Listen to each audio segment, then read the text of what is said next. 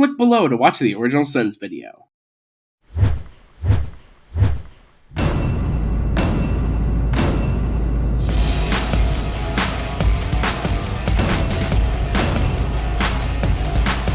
So I've mentioned before that in older CinemaSins videos, the timer they used was significantly larger than all the rest of the text layers, and it seems that at some point in 2017, their editors must have noticed this and switched it to a much smaller timer. However, it does still feel worth pointing out that the timer is still clearly a very different font compared to the one they use for the sin counter. But admittedly, I've never bothered to include a timer in my videos because I wouldn't know how to edit one in without making it look out of place and therefore being a hypocrite. So maybe the CinemaSins editor puts a lot of time into this, and I'm just being a dick for no reason. But that does feel like it raises the question of why they bothered to include a timer in the first place, because YouTube videos already have one of those in their interface. Not sure what a slate for the movie Soits Up is doing in this movie. And for those who might say that's just a sloppy rendition of the actual title, where's the apostrophe, huh? One sin after Jeremy makes a crack about somebody missing an apostrophe, he makes the far more egregious grammar sin of using the wrong version of your in the captions. Could have walked up to anyone. And he walks right up to me. I mean, technically it looks like you walked up to him, but potato, potato, tomato, tomato, penguin, penwing. This line, in conjunction with this footage, was actually a really clever way of demonstrating how Cody's memory of this event is not entirely accurate, and how he's glamorized both this event as well as Big Z in a way that he needs to come to terms with later. But Jeremy decided to sin this because his brain is apparently incapable of picking up on the most basic level of subtext. Ice would make a terrible surfboard, not only because it's a slick surface, but because its shape and balance would be continuously changing throughout the ride as parts of it melted. In this animated comedy film about surfing penguins, it's these ice surfboards that really keep it from being a classic. The implication that this film is not a classic. I worked my way up from the sardine pile, then to the mackerel pile, and I ended up on the gefilte fish pile. All hard work. That gefilte fish line makes absolutely no sense considering that everything else is penguin listed is an actual species of fish, while gefilte fish is not. It's actually a Jewish dish made up of multiple different kinds of fish that have been deboned, mixed together, and poached. My house? It's down over there. Is this documentary shtick the whole movie? Who was the genius that was like, you know what kids love? Documentaries. Because as we all know, you're only allowed to include something in a kids movie if kids will love it. Fuck the parents.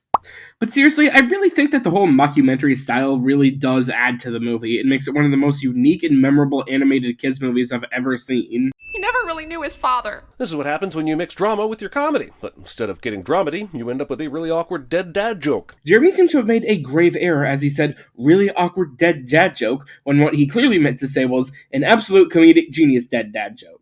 In all seriousness, Jeremy doesn't even bother to explain what makes this joke so apparently awkward. Like, this is dark humor. It's supposed to be kind of jarring.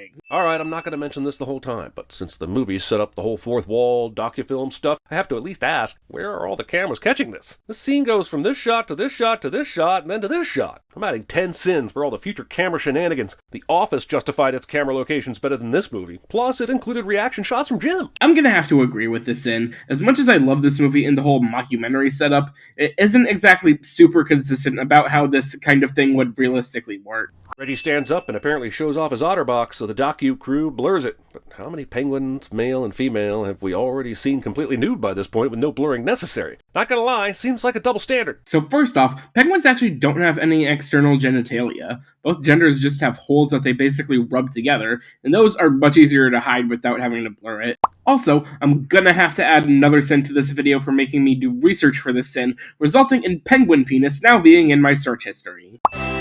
The general focus on the world of penguins doesn't raise questions till you consider the inclusion of other supporting animals that are clearly in the minority. We have a chicken, an otter, whatever kind of bird Mikey is supposed to be. Whatever kind of bird Mikey is supposed to be, he's a sandpiper. This would have taken you 5 seconds to check. Section behind me, it's called the Boneyards. Very few surfers have ventured in there and come out alive. Sure, lazily exposit about the dangerous thing that you should definitely not be holding this competition next to, but are gonna do it anyway, because it will be important to manufacturing tension later in the movie. Because as we all know, no sports organization has ever disregarded player safety for the sake of making it more entertaining to watch. You never want to get in there and, help them out and show them how to surf and spend some time with the kids.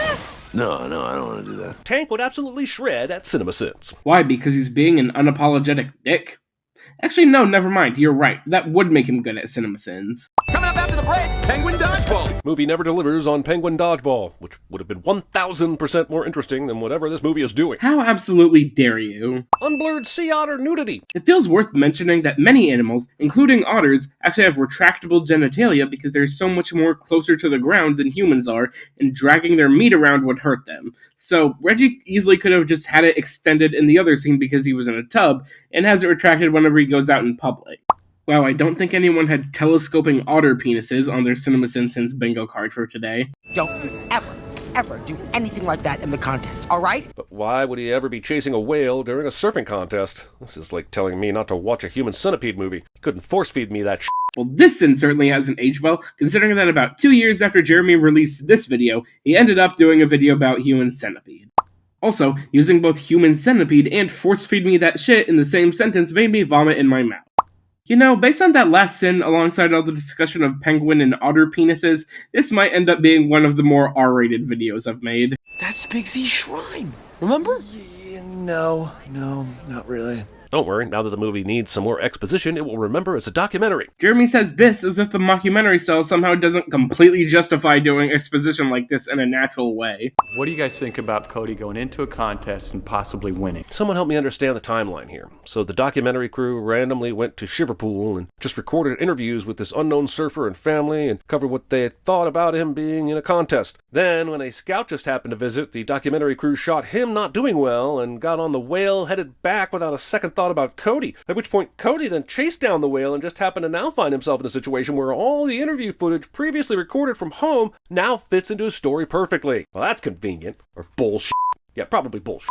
Again, as much as I don't like it, I'm on Jeremy's side here. The mockumentary stuff is fun and all, but when you actually start to think about how this whole thing works, it doesn't really make that much sense. This just makes me really want to see another animated movie try this format again in the future with maybe a bit more thought put into it. Geek, get up and help me. Depending on the Geek Squad. Also, the documentary crew is so committed to their craft that they are just going to film Cody dying. I'd send this in an actual documentary too. If they don't have any medical experience, then what the fuck do you expect them to do? This is an emergency. He went down bad over the falls. As there wasn't a waterfall involved, it would be more accurate to say he fell over the waves. Jeremy proves that he knows absolutely nothing about surfing because over the falls is a very common term used to refer to whenever a surfer gets sucked over the crest of the wave and wipes out. Kid, you better keep your mouth shut. Hey parents, you and your children are going to absolutely love this heartwarming tale where an old man says this while peeing on a teenager. Yeah, if you ignore all of the context, this scene does come across as kind of strange. Dude, have you seen my friend Cody? Discount Hey Hey here continues to try and milk as many laughs as possible from acting like he's wasted. I have beef with you calling Chicken Joe Discount Hey Hey, because aside from the fact that they're both chickens, these two characters have absolutely nothing to do with each other.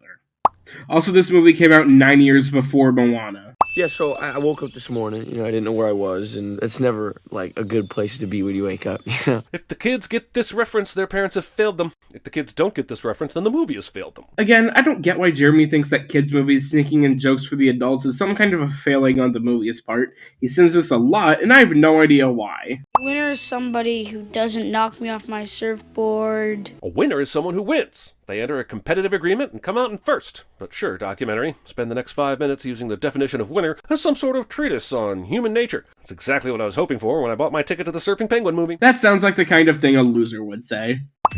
Now, is that your Dirty girl. What the f***, Sony? This is the horniest kids movie since the Muppets remake of Eyes Wide Shut. Oh, come on. This isn't even the horniest mid-2000s kids movie about penguins. Yeah, that's right, Happy Feet fans. Come at me. Most of y'all probably need to be put on a list anyway. Lathing! Lathing! Lathing! Lathing! Lathing! Jeremy doesn't know the difference between lathing and planing. The movie is now aware of all the time it's wasting and has somehow hit its own fast-forward button. The sin here is that it waited this long to activate this technology. Fuck off. What could be better than this? Lying in my bed that isn't nauseatingly shifting back and forth, where I'm not in danger of sunburn or having to wash sand and salt out of every orifice. Let me introduce you to this revolutionary new technology called sunscreen. So, poof. Big Z's dead. So he faked his death on purpose, but he was still being pushed toward those jagged rocks by the wave. There's no way he could have known for sure he would survive that. Yeah, he probably didn't know he was going to survive that. I'm pretty sure the implication here is that Big Z was suicidal, and the fact that he survived this was a complete accident. Of course, they never outright say this, because that would be a bit dark for a kid's movie. Dude, I didn't lose you on the whale. I'm not gonna lose you now. Glad to see this Dude Where's My Co-Star plotline has resolved. I've been so invested in Cock-a-Doobie-Doo and the tale of jungle stereotypes that I'm not sure how I would have slept through the night if they didn't wrap this up. Let's not start pretending like you wouldn't have sent it if this movie had left this plotline hanging. Worst documentary ever. Go fuck yourself.